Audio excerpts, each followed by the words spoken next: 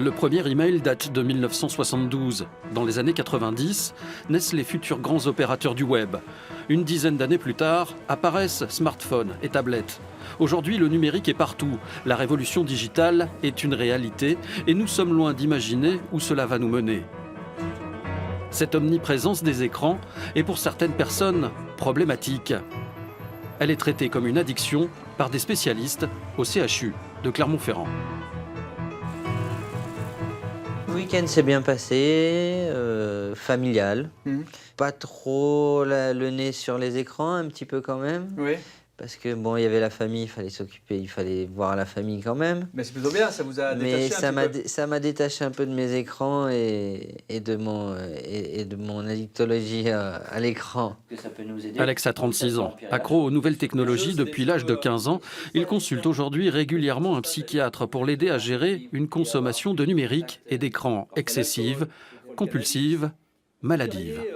Avec l'emploi, avec les différentes activités. Je ne lâche pas. Je le regarde.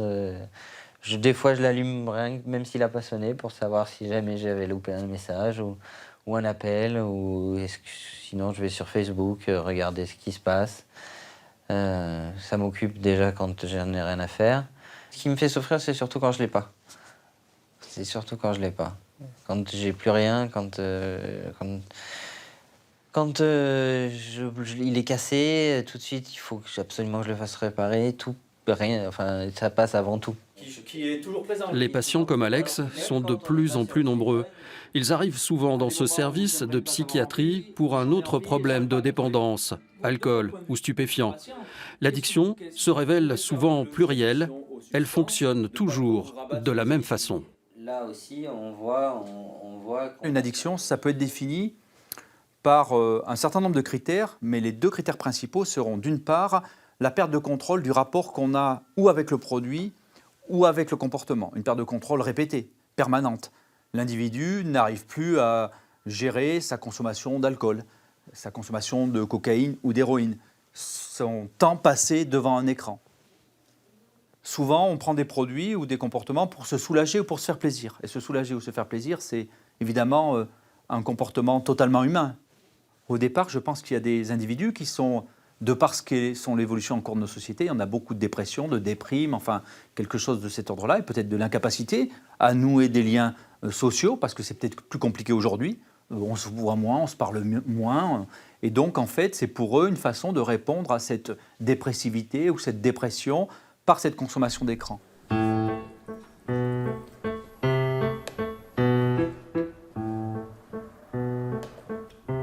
Sébastien Pissavi prend aujourd'hui du recul après une vingtaine d'années passées en permanence devant des écrans.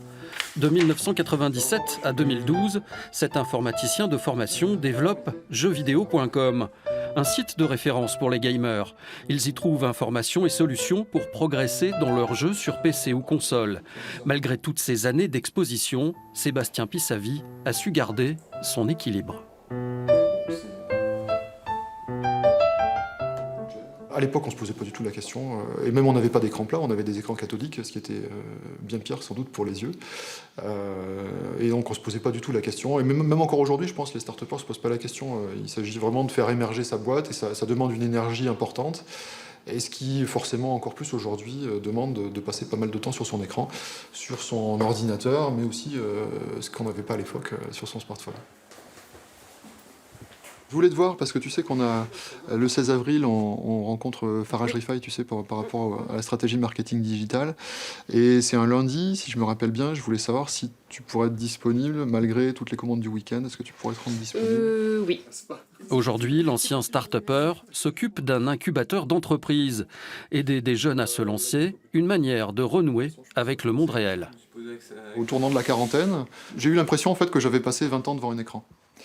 Et sauf qu'on ne remplit pas une vie en passant sa vie devant un écran et que la vraie vie, elle est plutôt à l'extérieur. Elle est plutôt dans l'interaction avec les gens qui m'entourent. Et aujourd'hui, je fais ça, quoi. C'est-à-dire que je suis évidemment toujours un peu sur les écrans. Mais ce qui m'intéresse, c'est d'interagir avec des gens que je ne connais pas. Et c'est ce que je fais la plupart du temps à Catapulte, en rencontrant des porteurs de projets. comme il y a un mouvement de balancier vers le numérique, je pense qu'on va avoir le mouvement inverse. C'est-à-dire qu'il y a des gens qui vont vouloir être totalement déconnectés. Il y a des gens qui voudront passer un week-end sans être connectés, ou même une semaine sans être connectés. Et je pense que ça peut même faire naître des business dans nos territoires très ruraux. Les zones blanches en Auvergne, un atout pour attirer les personnes en mal de déconnexion, un marché de niche qui existe déjà dans le Cantal, comme dans cette ancienne bâtisse de pierre sur le plateau de Trizac, dans le pays Gentiane. Ici, à 1300 mètres d'altitude, le bureau de la CEP, où l'on fabriquait du fromage. Il est aujourd'hui un gîte coquet qui s'apprête à ouvrir pour la saison. Il affiche presque déjà complet pour l'année, malgré l'absence de réseau téléphonique et d'Internet. Les gens sont au courant, savent qu'il n'y a pas de réseau, donc c'est précisé. En général, c'est de leur plein gré qu'ils choisissent d'avoir un lieu de résidence pour leur séjour dans lequel il n'y a pas d'Internet et qu'il n'y a pas de réseau téléphonique. De la lecture, la randonnée, des jeux de société, un peu se retrouver en famille avec les enfants, partager des bons moments. Voilà, oui, c'est ce qu'on peut faire dans ce gîte. Et sans Internet, c'est possible. Un seul type de public semble toutefois réfractaire à ce genre de séjour déconnecté. Les ados peuvent parfois avoir un petit peu d'agacement par le fait qu'il n'y ait pas d'Internet. J'ai vu même des familles où la semaine a été un petit peu difficile. On sentit un petit peu de tension entre les parents et les enfants. Les enfants avaient vu ce séjour comme une punition plus que pour un moment agréable à passer avec les parents.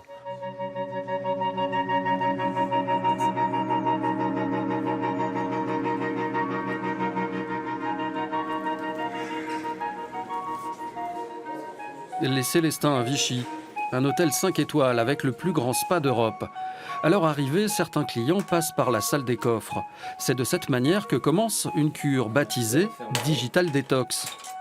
Pour se déconnecter, certaines personnes sont prêtes à débourser plus de 1 000 € pour 3 jours.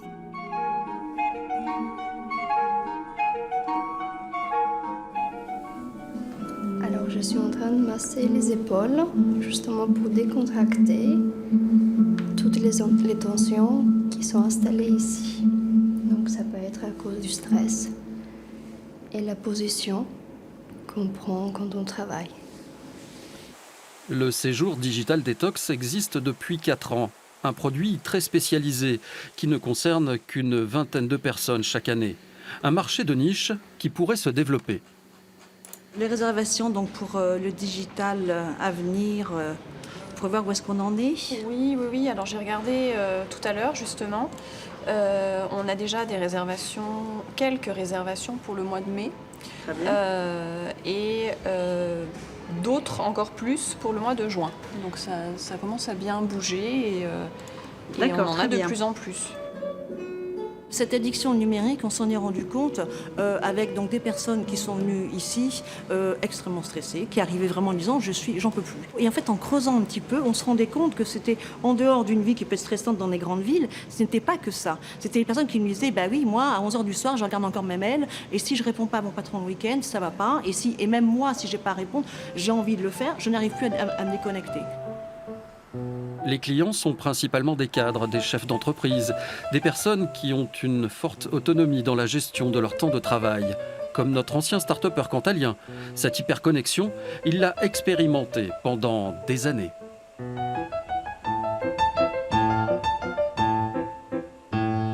La première chose que je faisais le matin quand je me réveillais, c'était de consulter mes mails.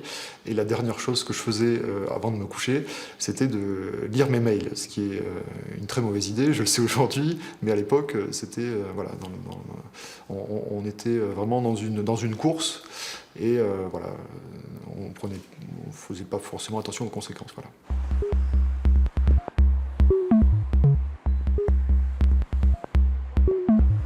Le droit à la déconnexion, un sujet d'actualité chez Michelin. L'emblématique fabricant de pneumatiques vient de l'expérimenter pendant 6 mois sur 1800 cadres clermontois dans une démarche globale sur l'aménagement du temps de travail. La personne reçoit ce mail et avec ce mail, elle reçoit un lien qui lui permet de rentrer dans l'outil dédié à cette activité. Elle se connecte avec ses identes, ses mots de passe, etc. Elle se connecte et là, elle reçoit donc des éléments qui lui permettent d'identifier que sur tel jour du mois concerné, elle a été concernée par une connexion qui a été tracée dans les fameuses plages 21h, 7h ou le week-end. Cette chef de projet fait partie des 4% de cadres qui ont reçu une alerte avant d'avoir un entretien avec son manager. Moi qui suis mère de famille, qui ai 3 enfants, quelque part le soir j'ai un temps incompressible, incontournable, entre 19h jusqu'à 21h, j'ai le temps incompressible de m'occuper des enfants, les devoirs, les douches, les repas, les affaires pour le lendemain, etc. Et du coup ça m'arrive de me reconnecter après 21h. Et c'est une souplesse que j'apprécie finalement parce que si j'ai pas terminé une présentation, si j'avais promis un mail, une réponse à quelqu'un, ça permet de me rassurer. Ce système d'alerte va être généralisé aux 6000 cadres autonomes français de la manufacture. Ne pas travailler, ne pas se connecter en dehors des horaires de travail, une révolution culturelle dans notre pays. On n'est pas en train de dire « faites mal votre travail » ou « levez le pied ». On est en train de dire pour bien faire votre travail, il faut équilibrer votre vie privée, votre vie professionnelle. Donc si vous n'y arrivez pas, un jour ou l'autre, vous aurez des problèmes de santé, vous aurez des problèmes de famille et vous aurez des problèmes professionnels. C'est ça qu'il faut qu'on arrive à. On peut pas maintenir quelqu'un en pression pendant des mois. On n'a pas le droit et on ne peut pas le faire. Et on est convaincu que des cadres qui équilibrent leur vie privée, leur vie professionnelle, sont au bout du compte d'abord plus heureux, mais aussi plus efficaces dans leur travail.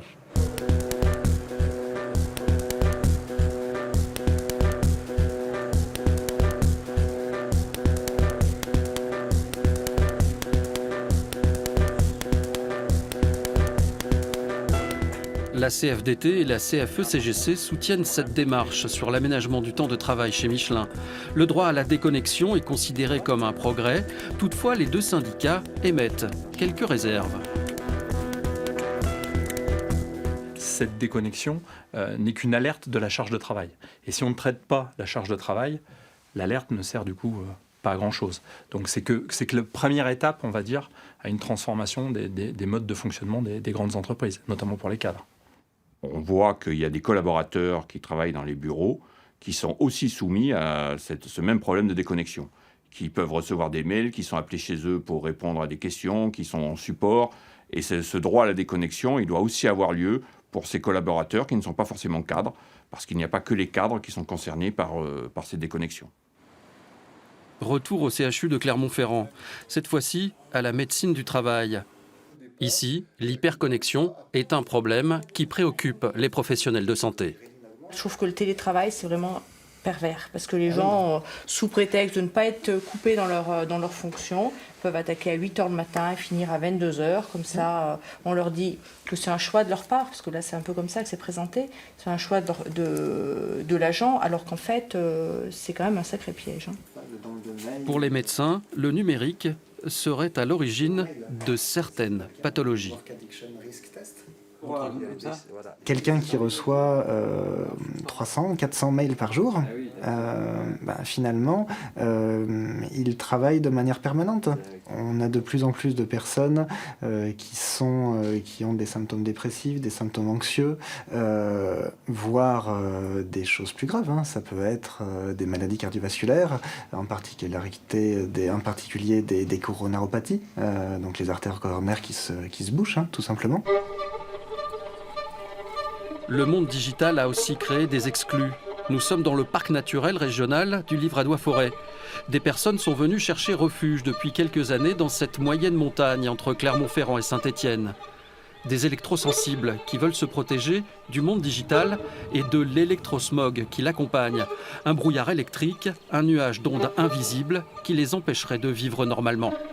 Pour ma balade, elle est très restreinte parce que vous êtes dans un décor absolument idyllique, mais en fait, il y a des ondes partout. Il y a un électrosmog permanent parce qu'il y a des antennes, il y en a une là-bas, il y a celle de la télé par là, et puis il y a celle de la téléphonie mobile qui est là-haut. Pour se préserver des ondes, des champs électriques, la vie des électrosensibles est compliqué. Je suis en train de mettre ma batterie à recharger pour avoir un peu de lumière dans la maison parce que je vis sans électricité. Et avant j'étais à la bougie, mais c'est tellement toxique que c'est pire que les batteries. J'ai mon compteur à l'extérieur parce que je supporte pas, elle a même 12 mètres, c'est un peu limite pour moi. Dans un rapport récent publié le 27 mars 2018, l'ANSES, l'Agence nationale de sécurité sanitaire, reconnaît des symptômes réels pour les personnes électrosensibles, même s'ils restent pour l'instant inexpliqués. 5% de la population serait concernée à des degrés divers, un peu plus de 3 millions de Français. J'ai très rapidement associé la présence d'antennes, la présence de Wi-Fi, la présence de téléphone portable à des douleurs dans le crâne extrêmement violentes. Qui induisaient des fausses angines, des fausses grippes et des vraies sinusites. Et puis des nausées, des contractions musculaires très importantes et assez rapidement des pertes de motricité. Les électrosensibles se sentent aujourd'hui de plus en plus abandonnés par la société. Leurs refuges disparaissent petit à petit au cœur des montagnes isolées, mais de plus en plus connectées.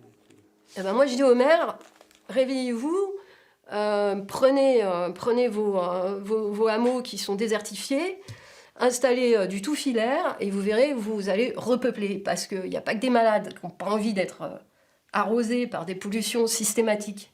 Il n'y a pas que nous. Il y a aussi des gens qui ne sont pas malades et qui ont envie de vivre en filaire, voire même vivre sans ça. Et on a le droit, non ? Ça veut dire quoi de ne pas avoir le droit ? Le Livradois-Forêt, un territoire abandonné hier, aujourd'hui convoité par ceux qui fuient le monde digital, mais aussi par ceux qui souhaitent vivre au vert en restant connectés au monde moderne, télétravailler. La principale problématique qu'on a en tant qu'élu dans une commune comme la nôtre, c'est la question de la coexistence dans les zones rurales, de personnes qui à la fois viennent pour se réfugier et se couper un peu, et à la fois des personnes qui viennent, eux, en espérant avoir une autre qualité de vie, mais tout en gardant leur possibilité de pouvoir travailler à distance et donc via la présence des réseaux de télécommunications modernes actuels.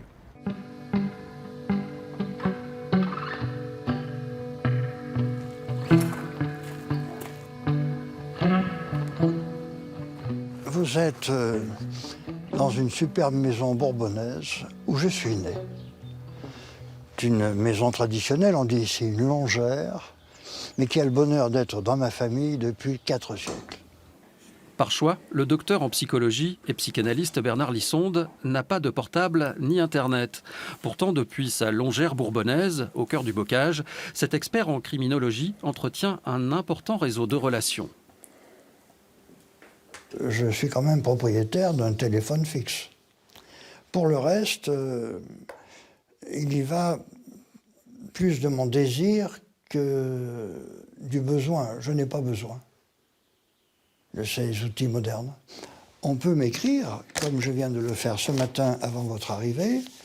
Voilà le courrier à la plume, un timbre, une enveloppe. Ça fonctionne très bien.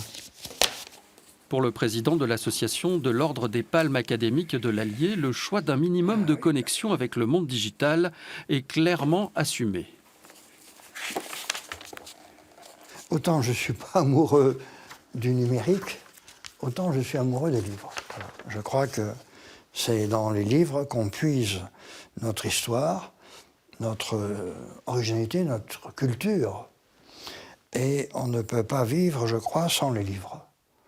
Extraordinaire. 1748 écrits en chiffres romains. Très joli. Je me régale à le relire.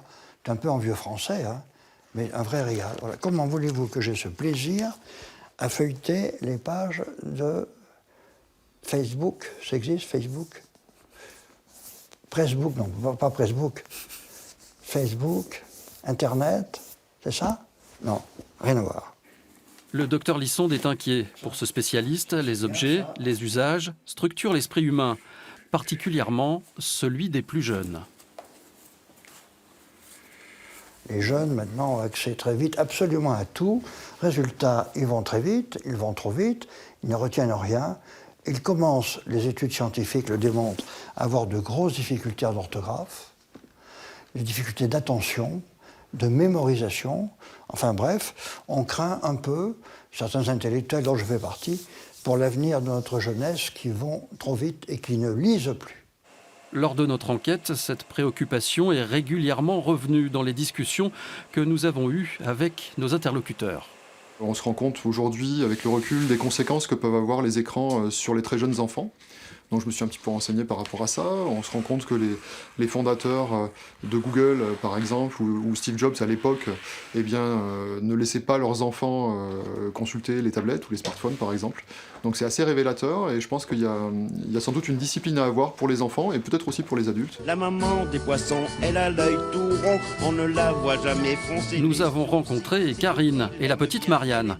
Avec une facilité déconcertante, la fillette de 2 ans et demi sait trouver ses musiques favorites sur le smartphone de sa mère. Cette interaction précoce avec le monde digital ne semble pas inquiéter outre mesure sa maman. Leur montre en comment sans ennui, on les décroche de leur pâté. On essaye vraiment de canaliser la chose, c'est-à-dire qu'elle sait qu'elle n'a pas le droit de s'en servir tout le temps. Nous, c'est exceptionnellement quand on prend le train, par exemple. Parce qu'on a 3 heures de train, on prend souvent Clermont-Paris. Donc là, c'est vrai que les livres, les coloriages, au bout d'un moment, ça suffit pas. Mais voilà, quand elle regarde des vidéos, c'est ce qu'elle fait en général. On surveille quand même ce qu'elle regarde, bien sûr, pas n'importe quoi. Et sinon, ce qui l'intéresse le plus, c'est les photos. Donc les photos, soit les prendre, soit des photos que nous, on a prises. Donc là, il n'y a pas de problème, on contrôle parfaitement ce qu'elle regarde. La maman des poissons, elle est bien gentille. Pour le cerveau, c'est pas bon du tout. Enfin, déjà, pour les adultes, c'est pas terrible. Je me force notamment à l'éteindre tous les soirs, à pas le laisser trop près des enfants. Mais c'est sûr que le jour où elle en aura un à elle, on pourra un petit peu moins contrôler ce qu'elle fait avec. Donc mon objectif, c'est qu'elle en ait un le plus tard possible. Aujourd'hui, nous prenons conscience que ces écrans qui nous fascinent nous regardent aussi. Nos données récoltées alimentent le business du big data. Les opérateurs savent tout de nous et comment nous influencer. Ça renvoie à Orwell, ça renvoie à toute cette littérature où l'homme devient finalement esclave de la machine, hein, et de l'homme et de la machine qui le regarde. Hein, et elle nous regarde pas que de façon passive, hein, elle nous regarde aussi parce que dans Facebook, dans Google, il y a aussi le regard sur nos consommations, ce que nous sommes et sur ce que nous voulons et ce qu'elle essaie d'attraper chez nous.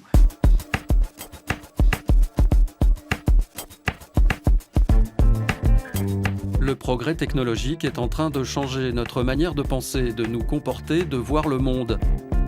Avec un sentiment de liberté qui pourrait n'être qu'une illusion que l'on fait disparaître en passant en mode déconnexion.